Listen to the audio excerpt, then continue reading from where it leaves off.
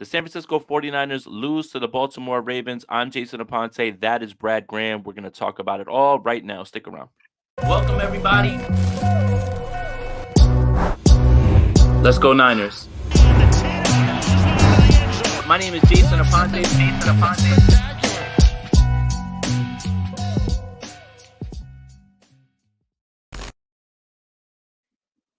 Christmas to everyone, no matter what happened with the San Francisco 49ers. Make sure you enjoy your time with your family. I'm Brad Graham. Not Brad Graham. I'm Jason Aponte. That's Brad Graham.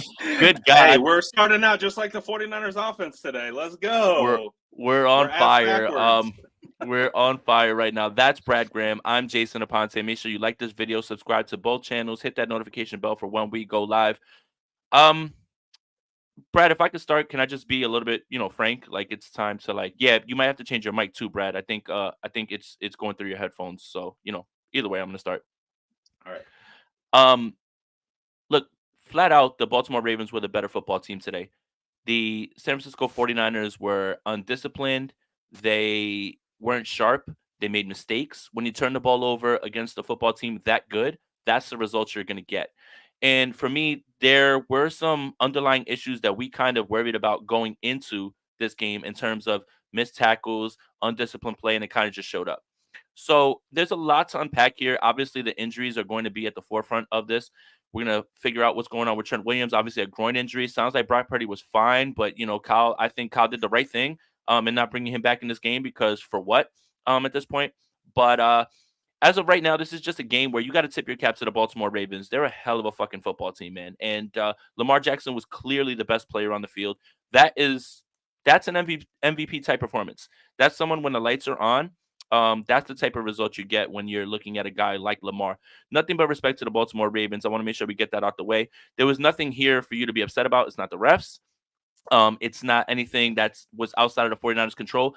Flat out, Brad, and I'll pass it to you. Flat out, Brad, this team was outclassed today in just about every single way. And you can point to people being missing. You could point to a little bit of substitutions, things like that. But today, the Baltimore Ravens were the better football team. I think it's important to make sure that we say that the Baltimore Ravens are a hell of a team.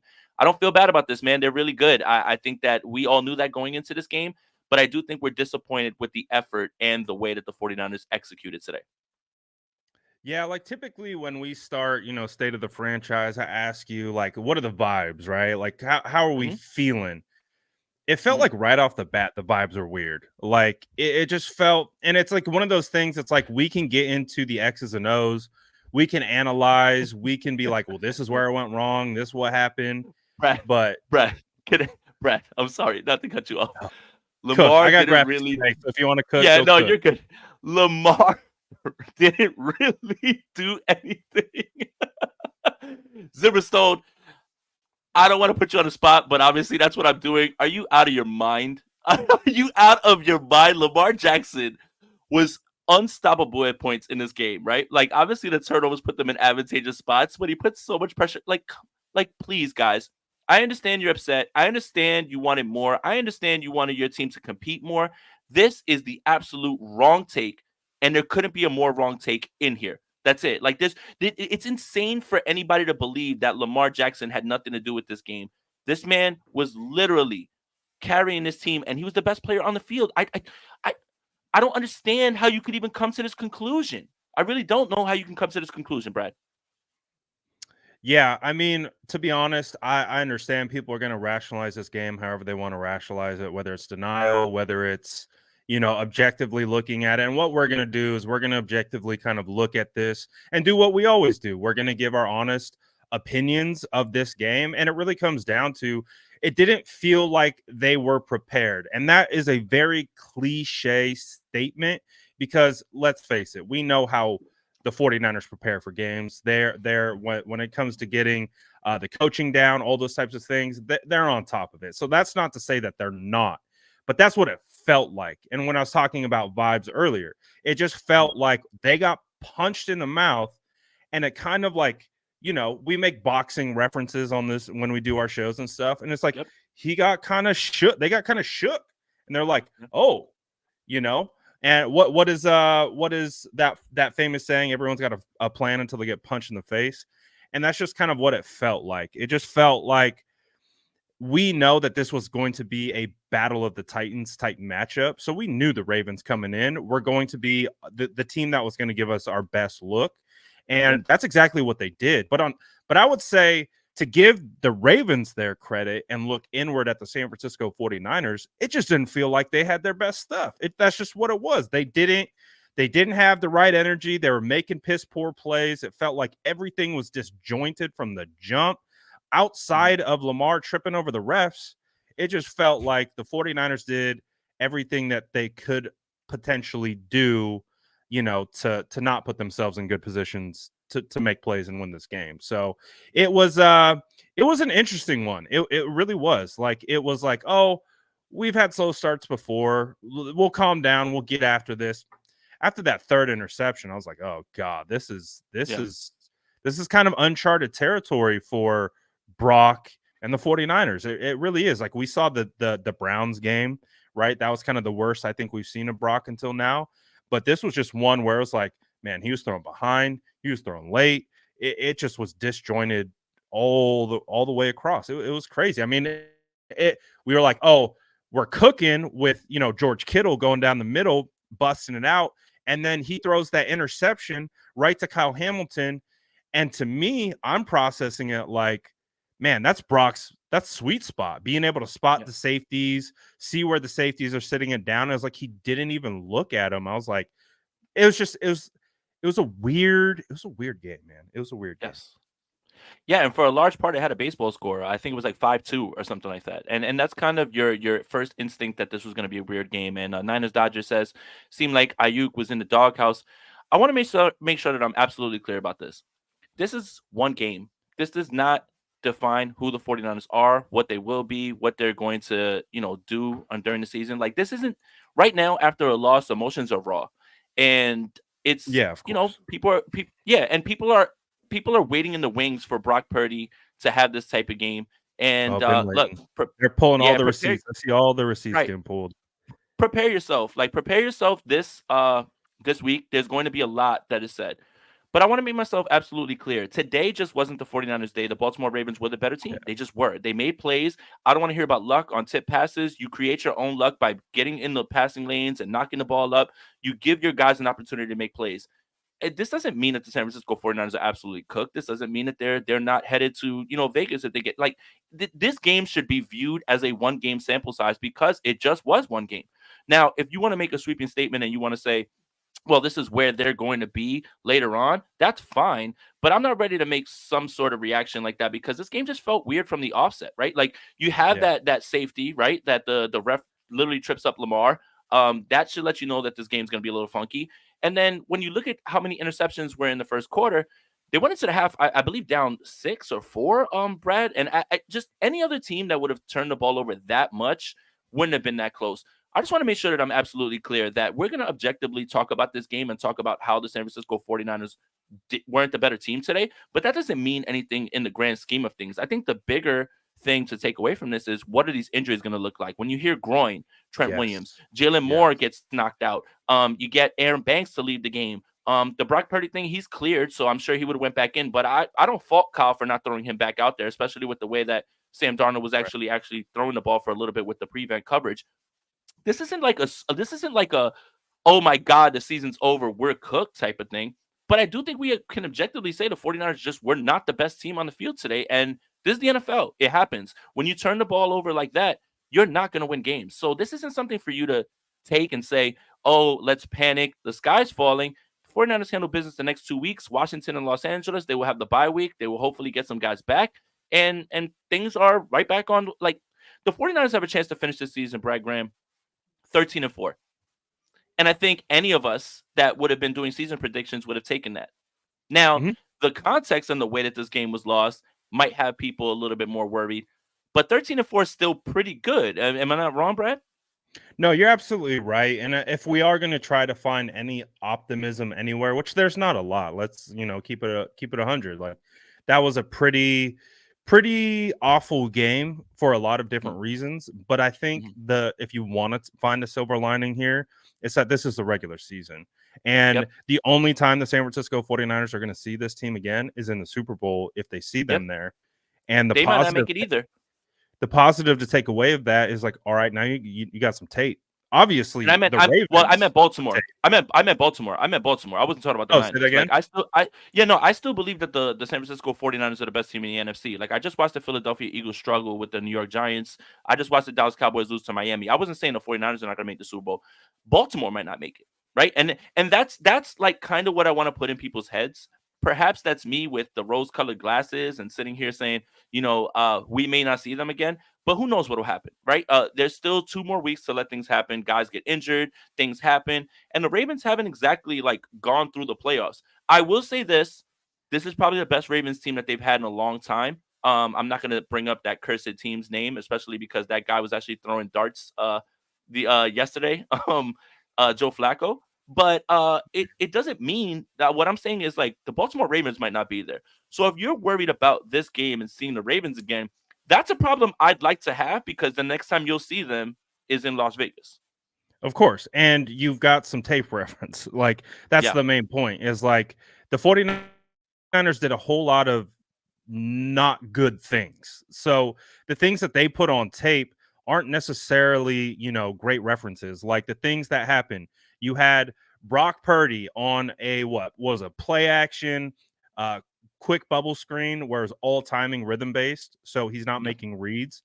He's simply turning his back to the defense, resetting, gone, and that's what he did. But there's a cornerback barreling down on him, jumps up, bats it down, catches it. Phenomenal play by that defender. 100%. But there are ways that we can look at the tape and be like, all right, well, we got a key on him with the corner blitz. So if we see this look again and they think that we're into this specific look, we know how to react to that now, or we have a better idea of what they're trying to do. So the silver lining is this is still one of, if not the best team in football. They got their tails kicked, and that is, in essence, why they go out and they play the game. We don't play this game on paper. You got to step in between the white, and you got to see who's going to show up. And so the team that showed up, it was the Ravens. The 49ers didn't play to their level, and as a result, they got beat pretty badly. And like you talked about it in the beginning, I think the biggest concerns are the injuries. Like this is a game you can flush. This is kind of one of those you hear it all the time. Just throw the tape away, move on to the next. Like obviously you can learn some things here, but it was just like the whole team just wasn't playing well. It's the injuries that are the biggest concern. The injuries is what are scaring me the most, specifically to the offensive line. 100%. 13 minutes in, almost 670 people in here. Make sure you guys like this video, subscribe to both channels, hit that notification bell for when we go live. A lot of content still coming down the pipeline. Doesn't matter win, lose, or draw. Just have fun. Russell Westbrook told me that. I want to get to this one. John Rodriguez, thank you for the donation. Think it's safe to say Brock and CMC lost the MVP. I don't know. I think Christian McCaffrey kind of still kept his case alive because when the 49ers needed to answer back, he has 65 of the 67 yards on that drive. So I wouldn't necessarily put him out of it, but it is a quarterback-driven award, and Lamar Jackson has his signature win on prime time in San Francisco. Hard to argue against that, but I wouldn't say the CMC has lost his. And also, look, man, the first interception, let's talk about Brock. Let's just get to Brock. The first interception, that is him just being a tick slow, right? Like the throw was there. And that's kind of in the beginning of this game, Brian, where I was like, wait, things are going weird, but you're still getting the looks that you want. Guys are open, right? And it feels like it's a little bit of bad luck. That first interception was the one that concerned me probably the most. The second interception is off of a play where the cornerback peels off and makes a great play, puts his hands up. That's why they tell you to bat the ball up so you can give one of your guys a chance. And guess what? They came down with it. The George Kittle interception, the George Kittle interception, the one that was thrown, kind of hit him in the chest. Got to look at it again. Don't want to assign blame. But then the ball goes up. Kyle Hamilton makes a play. The Ravens have great players. They have studs, man. And what I was noticing a little bit, what they were doing defensively was very confusing. Like there was a part where they had Patrick Queen in the top right quadrant as like a safety, and then he just dips down to just come blitz. Like that type of stuff, like bringing your linebacker all the way up and then bringing him up, that is the type of stuff that is like, conducive to confusing and things like that. And that's fine. There's nothing wrong with saying that today the San Francisco 49ers weren't the better team. There's nothing wrong with that. Today, They weren't. Now, if the 49ers do happen to be lucky enough to face them again in Las Vegas, I'll take my shot 10 out of 10 times with that because that means you made the game. But let's not over dramatize a loss to a team that's in the AFC. I think this loss would be far more concerning if it was the Philadelphia Eagles, if it was the Dallas Cowboys, if it was the Seattle Seahawks. You feel a little bit worse about that because those are NFC opponents. The only time that you're going to see the Baltimore Ravens again is if you make it to the Super Bowl. So I don't want to over dramatize this and turn this into a, oh my God, the season's over. Like, this is just one of those games that you chalk up to the game, right? Every single quarterback, even the best in the world that have ever played this game, Tom Brady, Joe Montana, Lamar Jackson, Patrick Mahomes, who's struggling, they have games like this. Like, this is going to happen. But it doesn't necessarily mean that there's a sweeping statement that needs to be made in order to, I guess, spread panic. I maybe I'm just trying to be level-headed, right? Like, I got a little drink in my cup, but I'm still trying to be level-headed. But Yeah. I don't want to like run to, oh my God, the season's over, right? You look at this game, Trent Williams leaves, Jalen Moore leaves, Aaron Banks leaves. The offensive line was obviously the Ravens were giving them fits. David Clowney had a great game. The Ravens have dudes and they're great players. Those guys get paid too. So you just have to tip your cap. Sometimes just say, listen, today wasn't our day. We're going to flush it, move on. But you can't over dramatize this loss because you may not see this team again ever. And then what will this loss eventually be? Just a regular season loss, Brad Graham. You know why this game will be over dramatized is because this was an optics game. And when I say optics, I mean everyone was tuning in to see this storyline, MVP storyline. This was a optics game where people who have not been paying attention to the 49ers like we do are all tuning in, are all sitting on their couches. Everyone's watching, the whole world. This was an optics game. So that's what is going to be the storylines that come out of this. It's going to be a lot of the negative talk. And when you see Brock Purdy throw 4 interceptions, he's going to trend on Twitter for throwing 4 interceptions. People are going to start dunking. I've seen people pull all their receipts, all the people pulling the receipts. But they were waiting, Brad. They've been waiting, Brad. And that's fair. That is fair. That is fair. We dunked on them when they were wrong and they looked wrong, and they're going to do the same. So that's just the way it works. But this is where the narratives. So this is where you as a fan need to determine your evaluation of this game and determine that everyone who hates the 49ers is going to prop this game up as to be like, hey, look, they're frauds, right? We've talked about it before with the Cowboys and the Eagles, but look at the Eagles, look at the Cowboys. We know that the 49ers, what they're made of and how they're made of, their DNA, their culture, they're built for this type of adversity.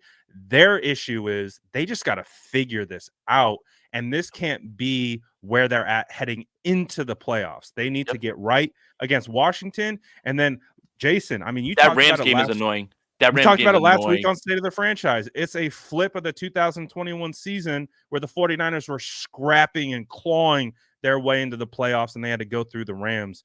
So it's the same situation. Rams look like a gritty team. We know how well they played us week 2. This is what it is, man.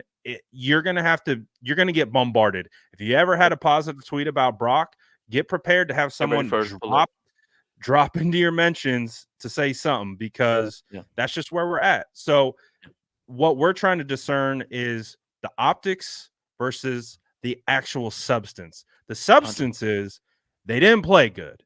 They didn't play good at all. And then they played a team that punched them right back in the face. There's 2 things at hand. So the thing is, we know the 49ers can play good ball when they're not beating themselves. And that, again, that's not to take away from the Ravens. The Ravens played a hell of a game, but the 49ers did not.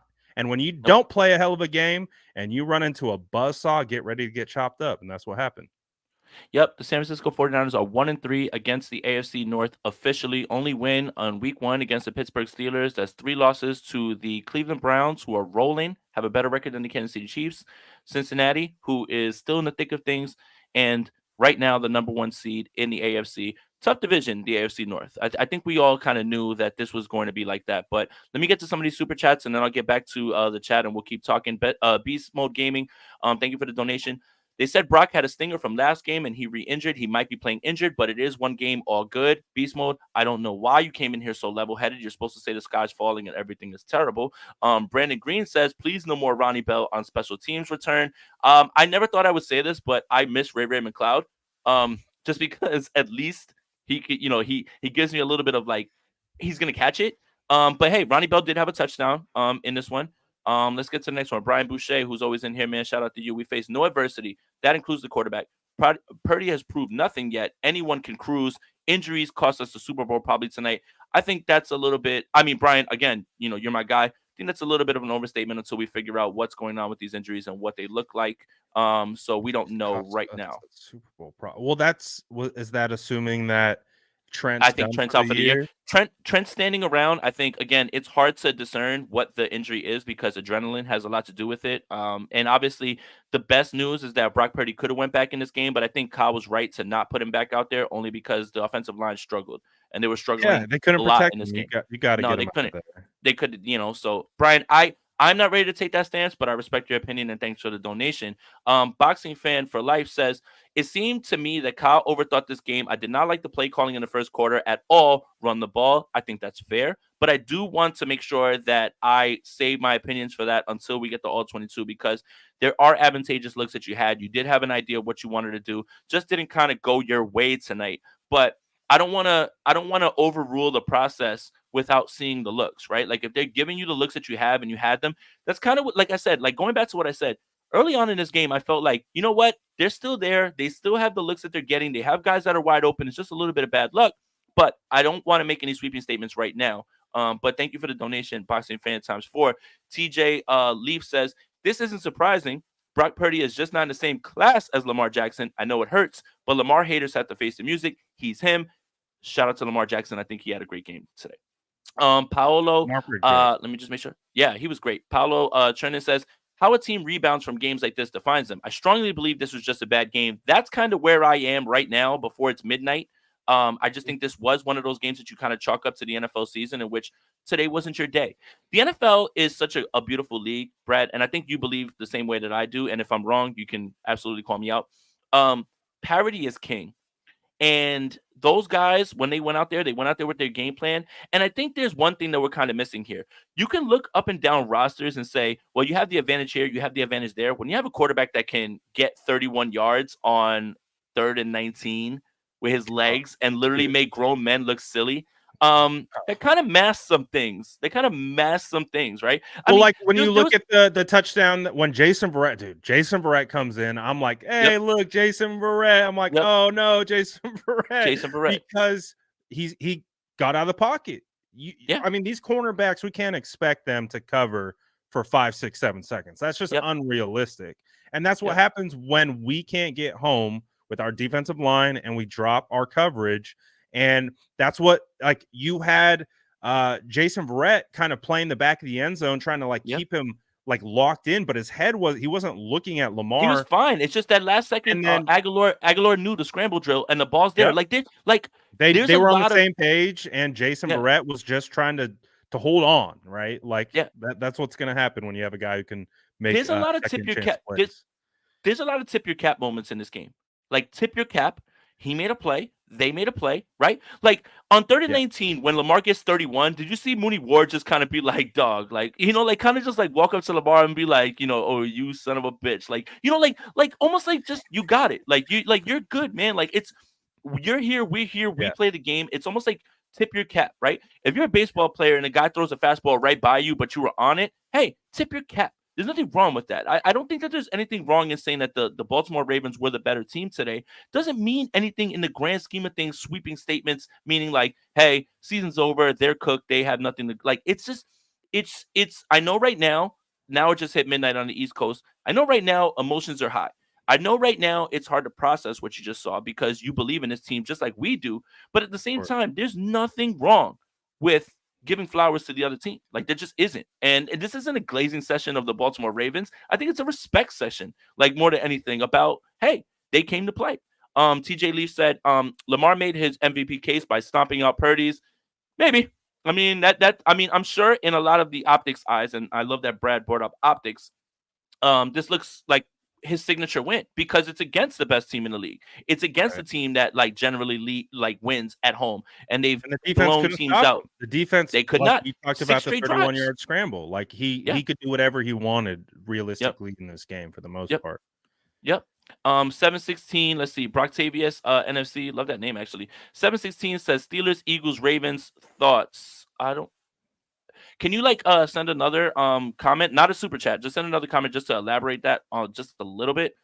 Just because I just want to make sure that I'm getting the correct context. But look, man, it happens. This is the NFL. This is the NFL. Like right now, I'm not sitting here thinking about games that are after a game that just happened. We're just literally sitting here discussing what happened in this game. I don't know. And I see a lot of the we got exposed stuff. How many other Lamar Jacksons are in the league? I got a question for you kind of based on that. So like Yep. let's take this game and we have the Yep. whole body of work, right? And it's Yep. important to remember we can't just be a prisoner of the moment. And what Brocktavius is saying, when the schedule came out, I said these were the 3 important games in his opinion. And listen, I think a lot of us went into that week 1 game thinking the Steelers were going to show up, and Eagles and Ravens, they're very good teams. There's nothing wrong. Well, I don't know about the Eagles, man. I'm gonna stop short of saying that they're a very good team because the Giants had them on the ropes. But go ahead, Brad, you got it. So kind of getting back to that same line of thinking, like obviously we're reacting to the game in a vacuum, but that doesn't represent the team as a whole. So taking those 2 thought processes, obviously we know what today was and we know what this team is and has been genuinely. What is your level of concern? Are you, and you can throw whatever grading scale you want to assign to it, but what is your level of concern? Are you like, man, obviously, are we looking at Washington and the Rams and being like shaking and like not that necessarily, more so view of the playoffs? What is your level of concern based on this game? I think the level of concern comes in with 2 things that I have been concerned with for a little bit. In terms of discipline and missed tackles. And winning cures all because the missed tackles thing has kind of been building up. And then you have these plays where guys are just completely getting lost in the dust, not only by Lamar Jackson, but by other players. I mean, Zay Flowers, Isaiah Likely stiffs arm Tiggs, and knocks him down. Like the Likely's missed a tackles. dog, man. No, he's some a people dog, don't man. know. They don't know. They don't know about Likely.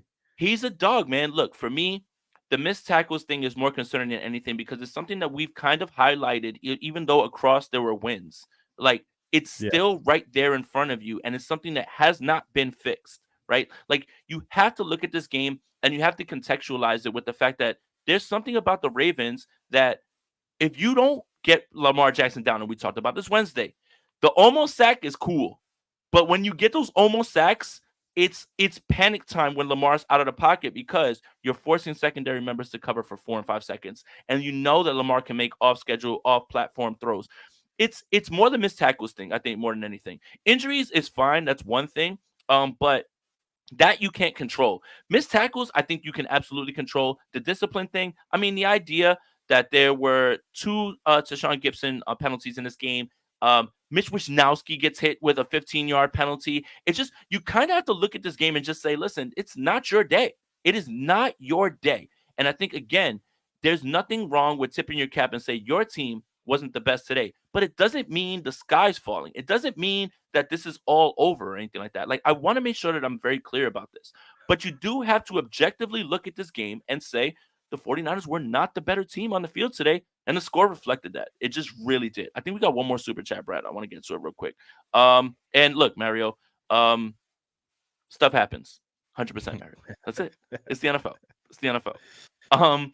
But the missed tackles thing, Brad, we've kind of been talking about it over and over, right? Like it went away for a little bit, and then it just kind of popped up in the Arizona game. It popped up like in this game, and we said going into this game, we've had underlying defensive issues for the majority of the year. It's just trying to fix it and shift things around, right? But winning cures all, right? Like it's hard to get upset about. It's hard to get upset about the missed tackles when your team has won how many games in a row and they've looked as impressive as they have. Like it's just, for me right now, that is way more important right now because I'm gonna say this, man, Brad. We've been saying that it's fixable, and I remember you asked me on Wednesday, what do you think it is?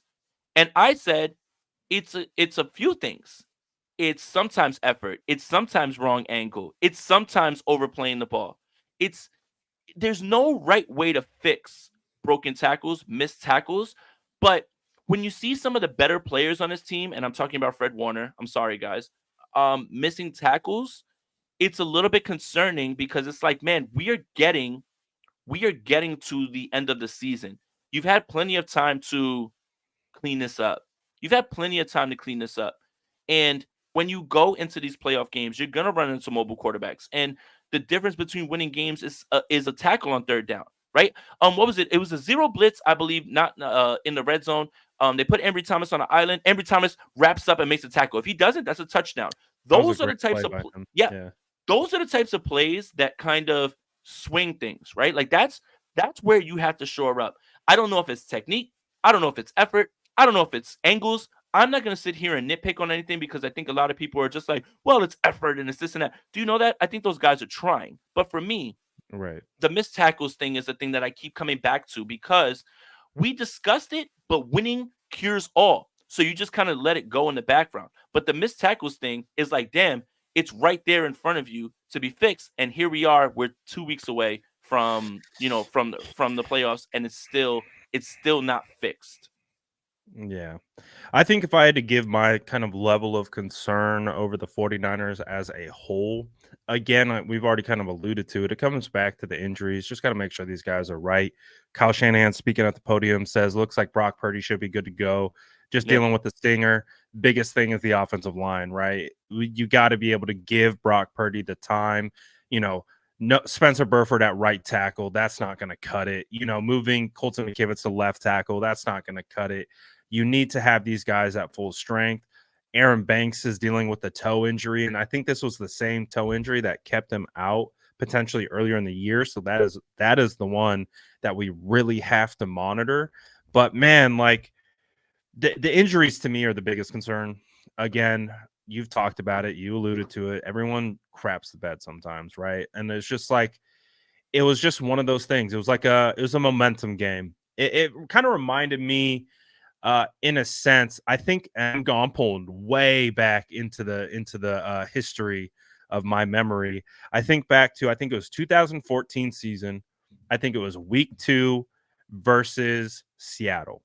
And I think that was the game after Cap went for 400 yards, 4 touchdowns versus Green Bay in the opener. Yep. And we're like, all right, this team's about to cook. And then we got into that game with the Seattle Seahawks, and you could feel the momentum. It was one of those energy games, one of those optic games, right? Where everyone's watching, everyone has expectations, everyone's like waiting to see what happens. And it was the Seattle Seahawks who snatched that momentum instantly, and they never let it go. And the 49ers just could not get it back. That's kind of what today felt like. Felt like it was there's something unexplainable about football. Like we can do all the prep, all the tape study, all the technical work. Like you said, like when it comes to tackling, how do you fix it? These guys are working technique. These guys know how to tackle. They're NFL pros. Like they know what they're doing. But it just comes down to almost like a momentum thing where you guys are being able to stack good plays. I was watching The Replacements last night, and Flacco was saying, the movie The Replacements, and they were doing that scene where they're talking about Falco, Shane right? Falco. Yeah, Falco. I call him Flacco. Yeah, John Wick. Yeah. They're doing the scene where they're like, what do you fear the most on the football field? They're joking about like snakes and bees and whatever. And he was like, quicksand. And they were like, well, what do you mean by quicksand? It's like when you're doing everything you can to get yourself out of this hole, but you just keep sinking, and you keep compounding mistake upon mistake and upon mistake. Today, the 49ers found themselves in quicksand. They just could not get themselves out, and they just kept sinking and sinking and sinking. Does that mean they're a bad team? No, they just found themselves in some quicksand, and they could not get them out of it. And I think it's tough for 49er fans to watch this game because they're usually on the other side of having teams in quicksand, right? Yes. And it was the first time that they had to watch their team kind of had that happen, right? Right. And it's been a while. We haven't seen it. Yeah. Yeah, and there's always going to be those moments that those happen, but it just hasn't happened, right? Even the Cleveland loss, the Minnesota loss, those were all close games, like all the way. This one started to feel like it was starting to get away from them pretty early. So Mhm. again, it's one game. It is one game. There's no way right now that I'm going to make any grand statements right now and say, "Oh my God, this team is cooked." If they face the Baltimore Ravens again, they'll have their shot at revenge, which will be the ultimate revenge. Almost like someone told me today, almost like the 49ers beat the Rams all the time, but the Rams got the one that mattered, Right. right? Yeah. So if Yeah. I have to trade this loss to the Baltimore Ravens to get them back in Las Vegas, if they make it, then I will do that 10 out of 10 times. But I think for right now, you look at this game and you see a team that you would never expect this to happen to, but it is the NFL and it starts to happen. Let me get to two more super chats. Valen, even if we win the Super Bowl, right tackle needs to be fixed in the offseason, whether it's through the draft or free agency. Hey, you could have drafted a free agent. You could have drafted a right tackle if you wanted to. This draft, don't get me started. But yes, I do think that they were going to reevaluate that part. Okay. Heisman says, how you feel about Trent having an MRI tomorrow? That scares me to death. Mhm. Brad Graham, I want you to talk about it a little bit more. And then this is a good segue to when you're done to evaluating what you saw on a first watch with the offensive line and what were the issues. Um, Remind me, are we dealing with we're dealing with an ankle, right? With Trent? Trent is a groin. Trent is a groin. Ooh, Yeah. MRI on a Yeah. groin. Yes. Yeah, MRIs aren't great because they're trying to go in with like a fine tooth comb to really figure out like what's Yep. happening inside of there. So MRIs aren't always the greatest sign. So Yes. there might be a potential tear. Hopefully we get out of it with a strain, but I would be on alert for Trent to potentially miss some time. Apparently, Yes. he was trying to get back into the game. But again, also too, you have to be smart because there are 2 regular season games left. Hopefully, you're getting a bye, and hopefully, you are able to be able to get this guy ready for the playoffs. So ultimately, that's what Yeah. it is at the end of the day. 100%. And Michael says on Facebook, that's a big man to fit in that little machine for an MRI. I think that's why they're so big. Is just like just in case you have a guy Just like Trent in Williams. But yeah, case. no, I think again, the focus I think a little bit more out of this game isn't exactly what went wrong. It's just what it's going to be like going forward. And Trent is so valuable. I think we saw and to be fair, Brad, Jalen Moore, when he was pressed into duty, was fine. He was fine. I want to make sure I use that term. He was fine. He was not a big problem. He was not an issue. Like he was fine. Like stepping into that role, he was fine. But obviously not having one of your studs, like the whole idea of these last 3 weeks was to secure, and then get in there with everybody, right? Like the hope is Eric Mhm. Armstead is going to be fine for the playoffs. You kind of wanted to put this one away because then you would just need to. I mean, the 49ers were still going to have to win the next 2 games, regardless if they won this game, right? To secure everything based on tiebreakers. Because Yeah. the Lions and the Cowboys both can't lose, even though if you vote for me for president, I'll find a way for teams to lose both at the same time, because those are the 2 teams that go together on Saturday. One of them is going to lose, but they both have the same record. So I think that's the only real concern coming out of this game, aside from the fact that, you have to clean up the missed tackles and the discipline. You are looking at a team right now that the only thing that can stop them essentially is health. That's it. Like it's health. And like Michael Moody says, I'll donate my groin to Trent. We all should. I don't need it for anything. I'm not doing anything. I just like I'm gonna sit in the room and talk. But like the thing is I think the injury part is the part that we're walking around and saying, man, That's the biggest this one is concern. tough. Yeah. So I think SD says we can secure the 1 seed next week. It just takes us winning, the Eagles losing, and Dallas winning. I don't know who the Eagles play. I know Dallas plays Detroit. It's very possible that the Dallas Cowboys will lose to Detroit because they are not, in fact, like that. And you kind of saw it against Miami. But I think for me, injuries are the only thing that can slow this team down. And when you penalize yourself, when you turn the football over, you're not going to beat anybody playing football like that. For me, look, again, I want to reiterate this one more time before I'm going to pass it to you, Brad, and I'm going to ask you about your initial thoughts on the offensive line. I want to reiterate this one more time. This is a regular season loss. Does it look good? No. Does it feel good? Absolutely not, especially considering it's on national TV. But there is no need to make sweeping statements about what this team is. Now, if we come out of this game and we find out, this is a long-term injury for Trent, he may not play for a while, or you're going to find out like where guys are, sure. But I'm not going to sit here and go crazy and lose my mind over this loss. And I can still objectively say the Baltimore Ravens were the better team today. But Brad, I want to ask you about the offensive line because you're our offensive line guy. And, look, I think from the naked eye, and nobody has to know X's and O's, nobody has to know blocking schemes or anything like that. I think the 49ers offensive line got their ass kicked like almost all night. Like it just wasn't looking good. But I just want to get some of your thoughts. Yeah, I mean, I didn't see the I mean, it's hard because right, the offense didn't do anything consistently the entirety of the game. So they were either That's crazy. behind trying to catch up. Purdy had more yards than Lamar despite 4 picks. That's crazy. I mean, That's crazy.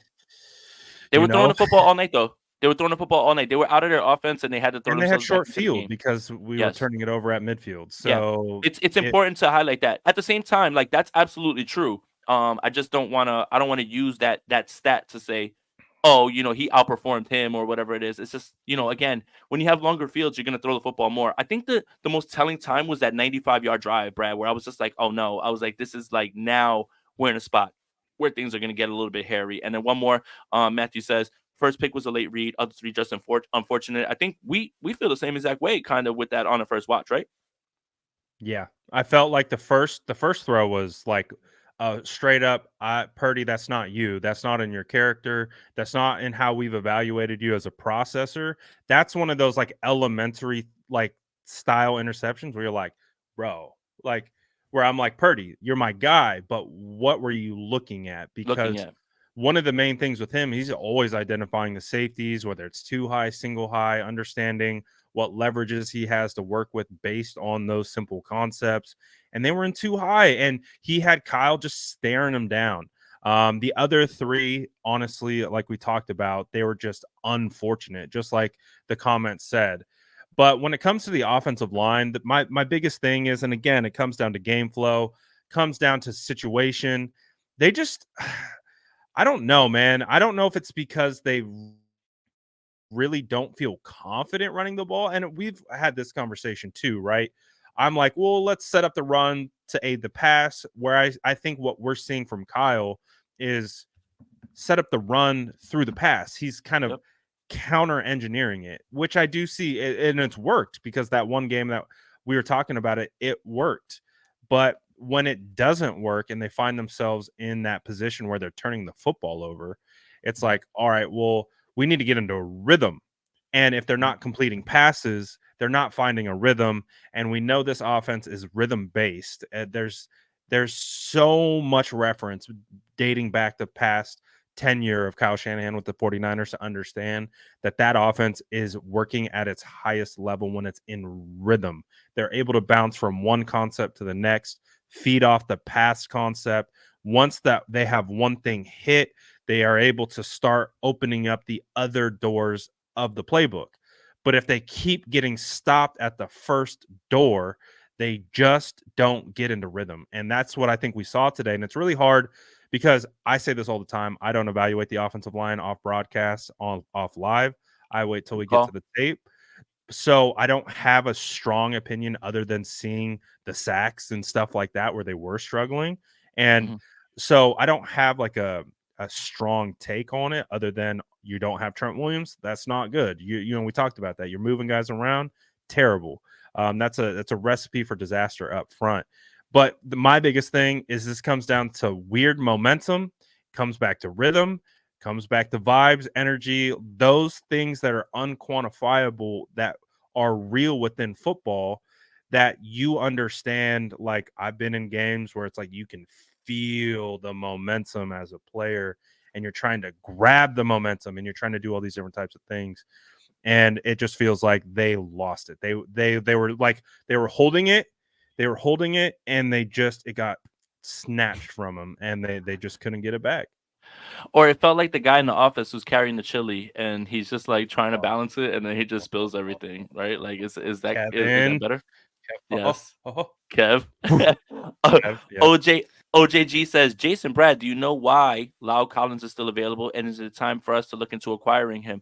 Brad, I'm going to pass this one to you because I don't know why Lau Collins is not under contract because there seems to be a lot of players who have had far more struggles. And I think there's a lot of concern about Collins' blocking ability that seem to be on rosters. I really don't have a handle on this one. So I want to pass to you.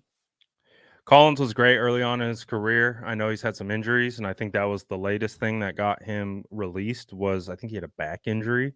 Mhm. So I think that's what it is. I think, when you lose perceived step, and then on top of that, you have an injury, especially these Mhm. big guys, man. That's why, like, when we see Aaron Banks come down with a toe injury that's kept him out, it's like, man, when you start getting reoccurring Mhm. lower body injuries for guys that are 300 pounds plus who have to move in all different types of directions, that's where it becomes really tough. Like, so I don't know specifically, I'm not going to pretend like I'm out here scouting Leo Collins' whole career or anything like that. I Yep. knew who he was coming out and, kept my eye on him from afar. But just based on what my interpretation is, he's injured and he's not playing at the same level.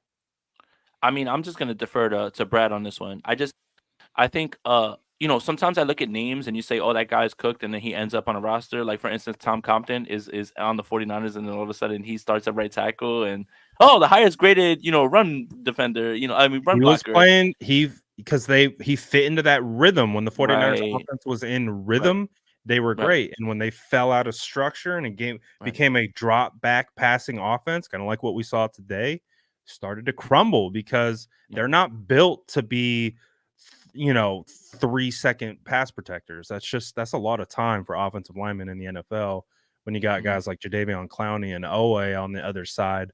screaming off the corner, so it's they got to be in rhythm. This offense has to be in rhythm, and that's probably why I want to ask you about this stat, Jason. Mhm.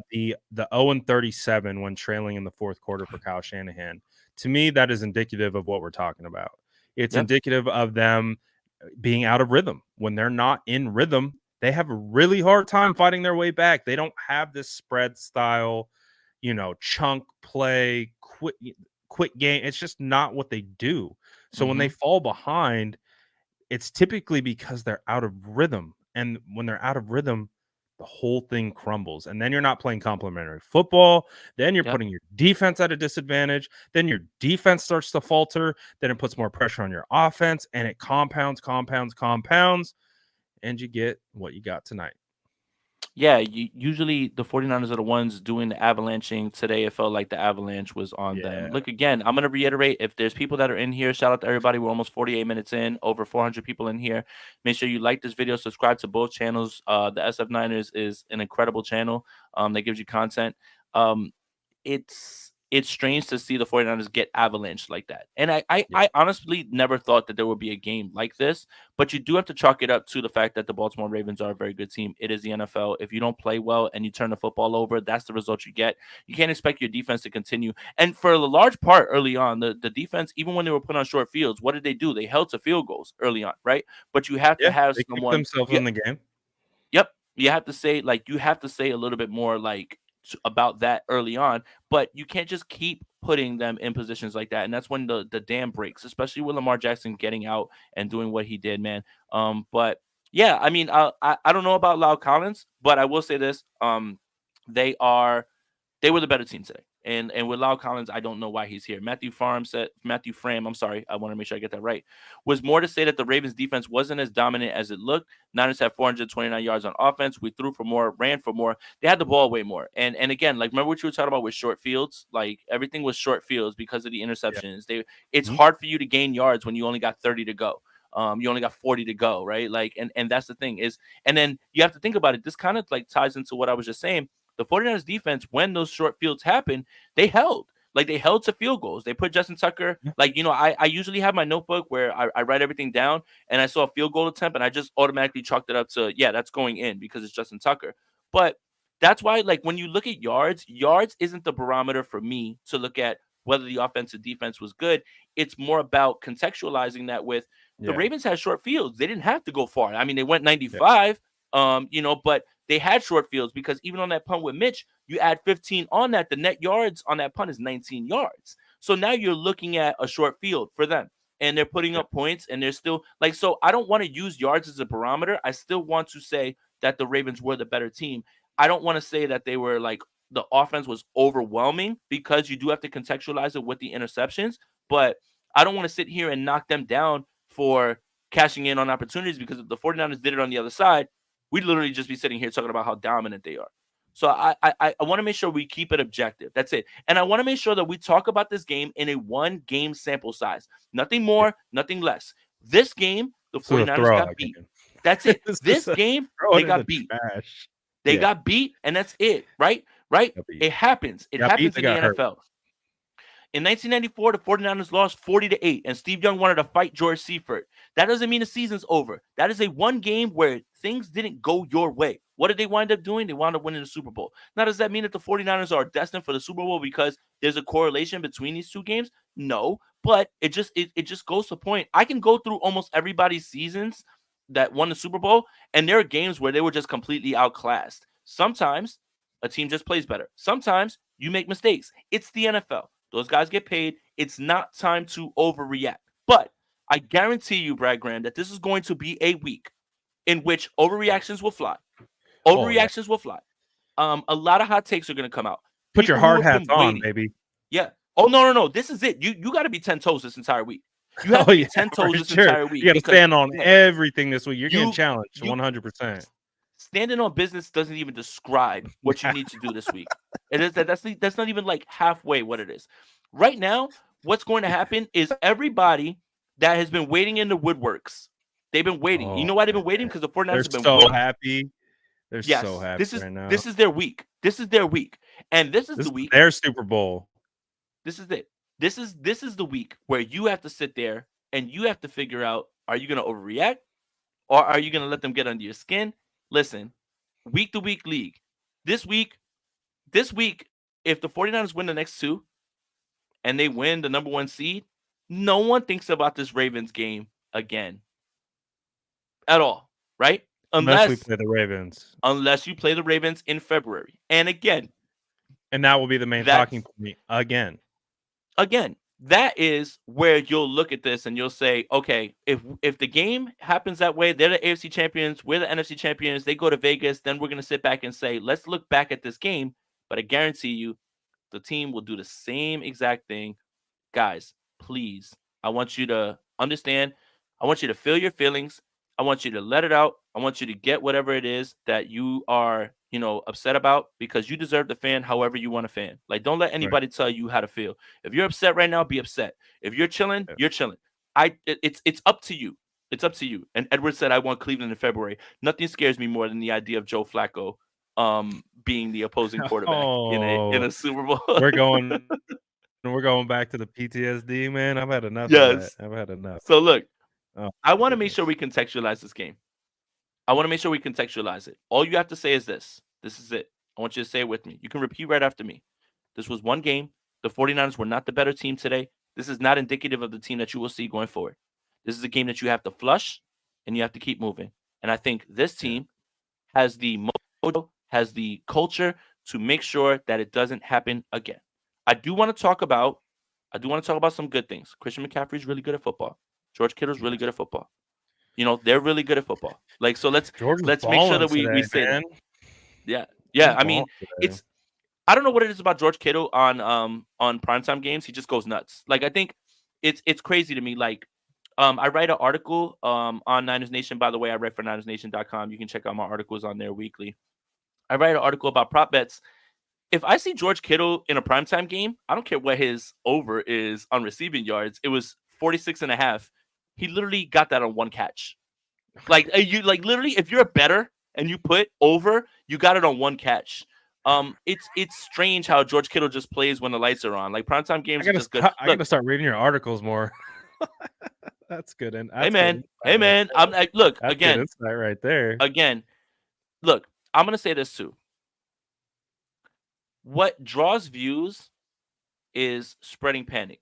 What draws controversy, what draws interactions is controversy, and you're just saying, oh, this team is cooked and you want hot takes. If you go week to week with hot takes, people are gonna love that. For me, and this may be boring, I choose to try to be level-headed. I haven't seen the tape. I want to watch some things, and I want to watch things and objectively break them down. That's boring. Point, I'm not gonna lie, Jason. I thought I was gonna get some spicy Aponte today, but no, you're just like, this is how it is. This is the way it's gonna be, And this chilling. is how we're gonna move through it. So be prepared, get ready, And Brad, and we're gonna be fine. Brad, the other thing is, Brad, this game felt like it was out of reach early on. So you start this was to a weird game, dude. yeah, This was you a start weird to one. you start to process your feelings as the game goes on. Right? Yeah. Like you start to you start to understand, okay, like what am I gonna say? How do I feel? You start to think about those things early on, because when you're not thinking that way and you're watching the game and the game is still in the balance, that's when you can start letting things fly off the top. Like, and that's the part that I tried to avoid. I sat here, I was quiet, I was looking at my notes. Just keep it regular. Like, just keep it cool. I know y'all love when I yell. I know you love when I get all crazy, but we got 2 weeks. The 49ers win both these games. Once they secure the number 1 seed, I'll be back on my shit. I promise, 100%. But right now, like, just come on. Like, don't over dramatize one loss. Please don't. And I want to make sure that I continue to hammer home that point, because that's more important than anything. Yeah, no, I kind of judge like how the game's going by how many memes I've posted. Which when the game starts going bad based on the type of content that I do, we just start going to memes. Like the analysis goes out the door. We just start posting memes, bro. In the first half, I think I posted like 3 or 4 memes. I was like, this hasn't happened all year, like where I'm just like, oh, that's a meme, like because we had the 4 interceptions early, right? And it started to steamroll. We started to lose momentum. It was like, oh, that's a meme. That's a meme. I even shelved the meme where I was like, you know what? I'm just gonna chill, like kind of like your thought process. I was like, yes, we all know we're not on the right side of things right now. And I wanna post through it because that's what we do. We post content. So that's a function of our literal jobs. But even at this particular game, I was like, all right, I'm just not gonna post this because it was like you could see it. You could see it. You could see it. We were headed in the wrong direction really early on. Obviously, I got faith in this team. And again, I think a big kind of the theme of this episode is stay calm. Don't freak out.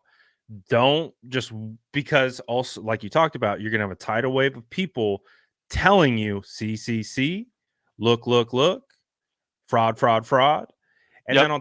then on top of that, it's like, we didn't look that good, so it's gonna be like, well, they're saying it, we didn't look good, I didn't think we looked good. It's just really gonna come down to stay calm. I mean, it's like we're talking to our viewers, like, they're in the locker room. They're in the locker room with us. Session. Get it out. And I guess the way to kind of like we're trying to rationalize it is like, if this is your job and you're in the fight and you're scratching and clawing for your livelihood out there on the field, this is the mindset that you're keeping. You have to be like, listen, guys, we got our ass kicked. We just got absolutely demolished. We got embarrassed on national television in front of the whole world. Mm-hmm. How do we respond? How are we going to come back? And how are we going to stay together through all of this? And that's what it comes down to. And obviously, it's the same message to the fan base. But it's going to be a fun week, Jason. And then guess what? We're going to kick someone else in the teeth, and then we're going to be right back on our grind. So it is what it is. Just get prepared. It's going to be a fun week of reactions. I'll tell you that. Yeah. I'm going to fall on this sword, and you guys can put the blame on me. I'm going to tell you what I did today while I was watching football. I laughed at the Kansas City Chiefs, and I sang frauds. Like, you throw you watch the Eagles struggle with the New York Giants. Frauds. If you're looking for someone to blame, if you're looking for a reason why today didn't go well, this is karma. Point to me. I will jump on this sword for the 49ers. I'm sorry. If I was an athlete, I would just say this. We're going to look at the tape. We're going to get better. We're going to be better. I'm going to make sure that we evaluate things and that we improve where we need to. This is still a good football team. I still have a ton of belief in those guys in that locker room. But I also want to make sure that it starts with me. It starts with me, and it starts with the way that I was watching football today because I was laughing at Patrick Mahomes throwing back-to-back pick sixes. I was laughing the fact that the Philadelphia Eagles went to the gun with the New York Giants. So I blame myself. And I want you guys to know, if you have anger, don't send it to the team, send it to me. Because I blame myself. I want to jump on the story, Brad Graham, and I want to be in front of it and just say, I still believe in those guys in that locker room. I have to look at the tape. I've got to be better. I've also got some things that I need to clean up, and I will be better going into the next week. I just want to make sure that I get clear about that. It takes a big man to say, hey, it's your fault. You know what? And for anybody who wants their anger and you want to direct it somewhere, don't direct it at the team. Don't direct it at Brock Purdy. Just send it my way. You got it. Nothing's out of bounds. Just don't talk about Averly. That's it. Jason, I'm sorry. You are saying you are a fraud. Cool. I mean, Michael Moody, keep cooking, my boy. Yeah, got it. But yeah. Brad, that's an hour. Yeah. 324 people in here, 325 people right now. Make sure you guys like this video, subscribe to both channels, hit that notification bell for when we go live, man. A lot of content still coming down this week. I want 49er fans to make sure that they strap up their boots, put on their hard hats, make sure that they're ready. Be ready, because this week's going to be a war zone. And 49er fans do nothing better than argue just with themselves, with their own fan base. So it's going to be a war zone within your own fan base. Don't worry about what the Eagles fans have to say. Don't worry about what the Seattle fans have to say. Don't worry about any of that. Like, it's almost like your own people are going to get you. But it is what it is.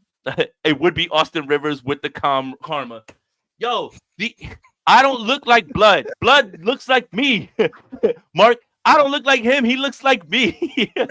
Does anyone know? Has anyone seen Austin Rivers lately? Has anyone seen Austin Rivers and Jason Aponte in the same room? I mean, there was an NBA tryout. I can neither confirm or deny that I was actually at those workouts and everything. Look, guys, what I want you to do, look, on the West Coast is 9:37. Enjoy your time on Christmas. Enjoy your time with your family. Don't let this game get you crazy. The 49ers are still in their same spot. You can literally tell people today wasn't our day.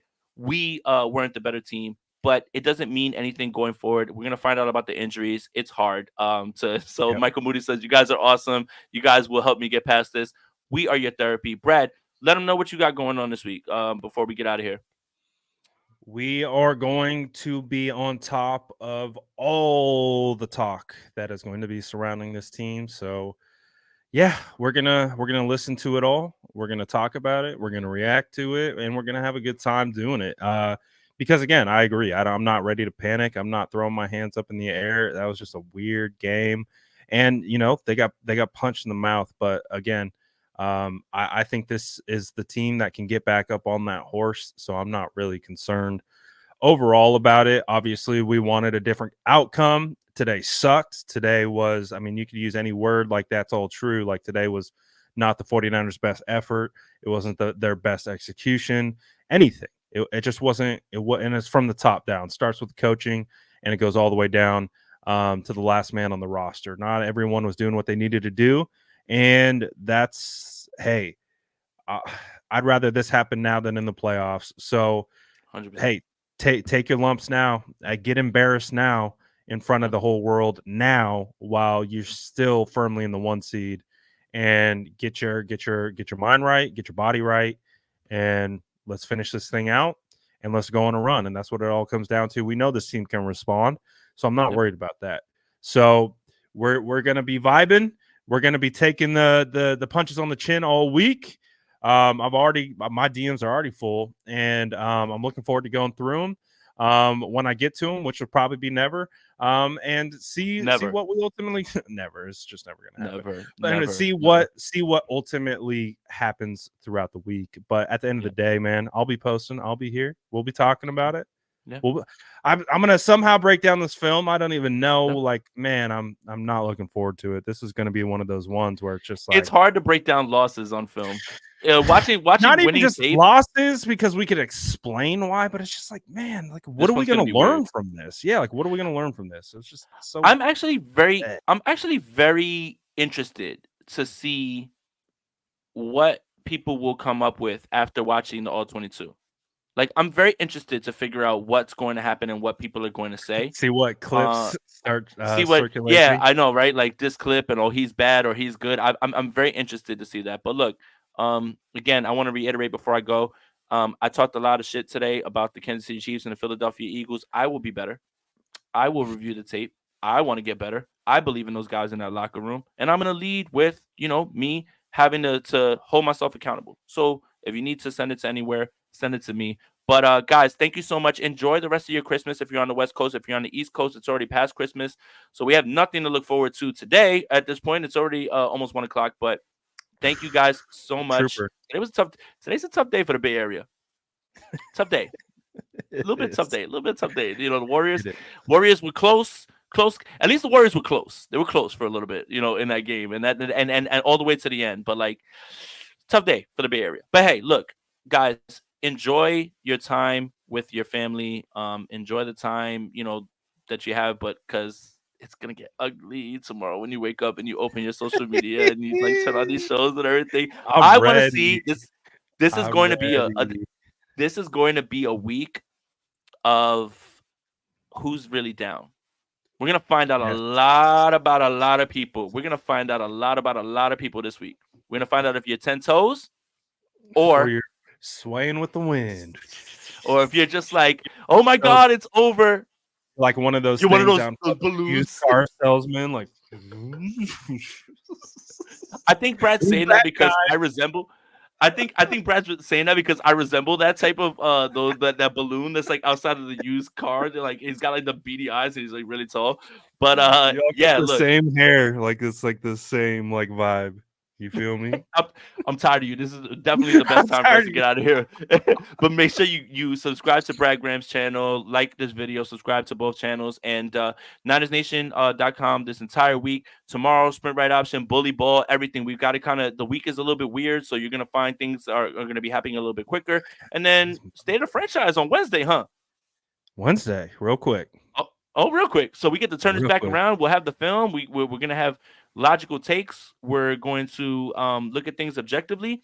And I know that's boring, but hey, I can't get away from what I'm trying to do. So for Brad, for Brad, for Jason, we're out of here. Peace. Welcome everybody. Let's go Niners. My name is Jason Aponte.